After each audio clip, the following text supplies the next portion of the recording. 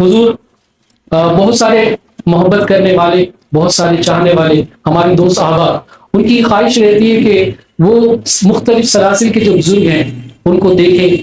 انہوں نے جو اپنی زندگی بزرگان دین رحمہم اللہ کی صحبت میں گزاری ہے، تو وہ جاننا چاہتے ہیں کہ ان کی رفاقت کیسی رہی. اس حوالے سے ارشاد کریں. حضرت یہ تقریباً 150 سال پرانی بات ہے کہ میرا شہر ہندوستان میں CP جبل پور ہے. وہاں پر سلطان الصوفیہ میرے چچا کے حوالے سے پہ آنا ہوا. اس وقت میری والدہ کی عمر تقریباً 15 سال کی تھی. اس سلسلہ ہر منگل کو آتے تھے. حضرت سلطان الصوفیہ تقریباً اب تک انہوں نے 66 سال روزہ تھا اور تقریباً 500 رکعت نفل پڑھا کرتے تھے. منگل کے دن ہمارے یہاں جبل پور میں آتے. اس سلسلے سے جبل پور میں سلسلہ پہلا ہمارے گھر میں رہا. پھر ہم پاکستان آ گئے 1958 میں. اس کے بعد لیاقت آباد سندھی ہوٹل پہ جہاں حکیم داری صاحب رہتے تھے اس کی تیسری گلی میں میرا مکان تھا. وہاں پر سلسلہ جاری رہا. یہ دربار سلطانی جو بنا ہوا ہے یہ میرے اپنے ہاتھوں کا بنا ہوا ہے. سمجھے نا. تو حضرت سلطان الصوفیہ کی خدمت کا مجھے موقع بچپن سے ملا کیونکہ حضرت رات کو روزہ رکھتے تھے.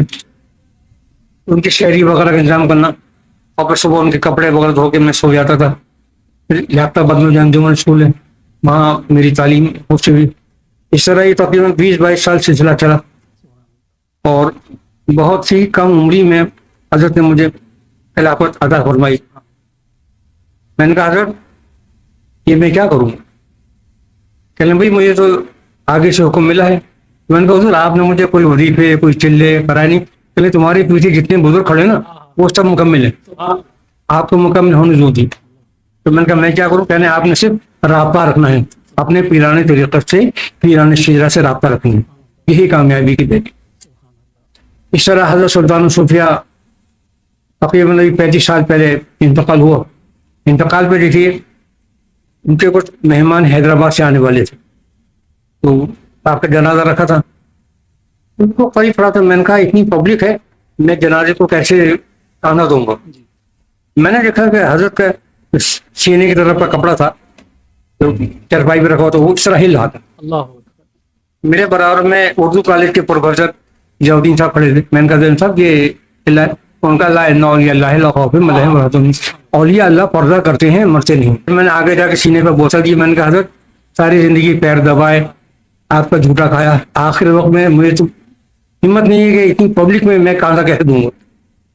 لیکن جب آپ کا جنازہ اٹھایا گیا تو پیچھے ان کے قریبی ڈاکٹر کھڑے تھے. وہ کہنے لگے یہاں کیوں کھڑے ہو؟ آگے بڑھو. میں نے کیسے کہنے چرپائی کے نیچے ہاتھ لگا دو. چرپائی کے میں نے ہاتھ لگایا تو بالکل قبر کے نزدیک میرا سریانے ہاتھ کے اوپر سیدھے ہاتھ پہ آپ کا سر چھینے کو پھر میں نے بوسہ دیا اور لحد مدار. انہوں نے یہ بتا دیا کہ تم یہ مت کہو کہ ہم جا رہے ہیں تم کو اس سے محروم کریں گے. تم کو محروم نہیں کریں گے. یہ ان کی شان نہیں سرکار. اور حضرت سلطان الصوفیہ حضرت سرکار غوث الاعظم کے 5ویں جانشین ہے. خلیفہ نہیں جانشین ہے. یہ سلسلہ جانشینی کا ہے. میں اپنی قسمت پہ ناز کروں گا کہ سرکار غوث الاعظم کے جانشین سے مجھے خلافت نصیب ہوئی، ان کی خدمت نصیب ہوئی، ان کا برسوں جھوٹا کھانا نصیب ہوا. اور ابھی بھی بعض اوقات ایسا ہوتا ہے کہ ذکر کرتے کرتے کبھی تھک جا کے لیٹ گیا یا نہیں ہو سکا تو اسی رات آ کے بتاتے ہیں کہ یہ طریقہ نہیں، اس لطائف سے یہ ذکر کرو، اس لطائف سے یہ ذکر کرو. ابھی تک یہ سلسلہ قائم ہے. ابھی مجھے یہ اٹیک ہوا بہت تکلیف ہوئی. اٹھ بیٹھی عثمان صاحب آتے تھے انہوں نے دیکھا. امید تھی کہ اب بس میرے چند دن باقی ہیں. دیکھے جگہ ذکر ہو رہا ہے خانقاہ میں اور حضرت موجود ہیں تو ان کے پاس گیا اور بالکل داڑھی کے پاس. میں نے کہا حضرت کیا میرے اوپر کا ٹائم آ گیا ہے جانے والوں؟ کہنے لگے تیرے پیر کو اللہ نے بڑی طاقت دی ہے، میری اجازت کے بغیر تو کیسے جائے گا؟ تو یہ حقیقت ہے کہ جس کا غلام ہوتا ہے رب اس سے پوچھتا ہے کہ اس کو لے جائیں چھوڑ دیں. کیا خیال ہے کہ حضرت کی تو بڑی بے شمار مثالیں ہیں میرے گھرانے میں رہیں.